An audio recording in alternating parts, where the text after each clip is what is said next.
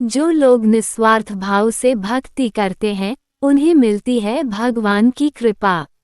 एक ग्वाला रोज गायों को चराने गांव से बाहर जंगल में जाता था। जंगल में एक संत का आश्रम था। वहां संत रोज तप ध्यान मंत्र जाप करते थे। ग्वाला रोज संत को देखता तो उसे समझ नहीं आता था कि संत ये सब क्यों करते हैं। ग्वाले की उम्र कम थी। संत के इन कर्मों को समझने के लिए वह आश्रम में पहुंचा और संत से पूछा कि आप रोज ये सब क्या करते हैं। संत ने बताया कि मैं भगवान को पाने के लिए भक्ति करता हूँ। रोज पूजा पाठ तप ध्यान और मंत्र जाप करने से भगवान के दर्शन हो सकते हैं। संत की बात सुनकर ग्वाले ने सोचा कि मुझे भी भगवान के दर्शन करना चाहिए। ये सोचकर ग्वाला आश्रम से निकलकर एक सुनसान जगह पर पेड़ के नीचे एक पैर पर खड़े होकर तप करने लगा। कुछ देर बाद उसने सांस लेना भी बंद कर दिया। ग्वाले ने सोचा कि जब तक भगवान दर्शन नहीं देंगे, मैं ऐसे ही रहूंगा। छोटे से भक्त की इतनी कठिन तपस्या से भगवान बहुत जल्दी प्रसन्न हो गए।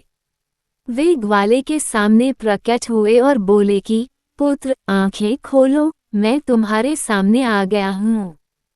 ग्वाले ने आंखें खोले बिना ही पूछा कि आप कौन हैं। भगवान बोले कि मैं वही ईश्वर हूँ जिसके दर्शन के लिए तुम तप कर रहे हो।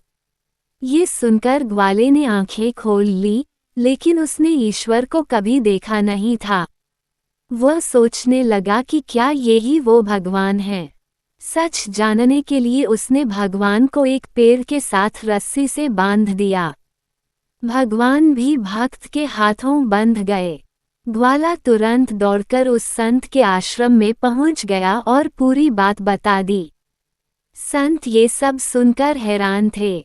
वे भी तुरंत ही ग्वाले के साथ उस जगह पर पहुंच गए। संत उस पेड़ के पास पहुंचे तो वहां कोई दिखाई नहीं दिया। भगवान सिर्फ ग्वाले को दिखाई दे रहे थे। संत ने कहा कि मुझे तो यहाँ कोई दिखाई नहीं दे रहा है। तो ग्वाले ने भगवान से इसकी वजह पूछी।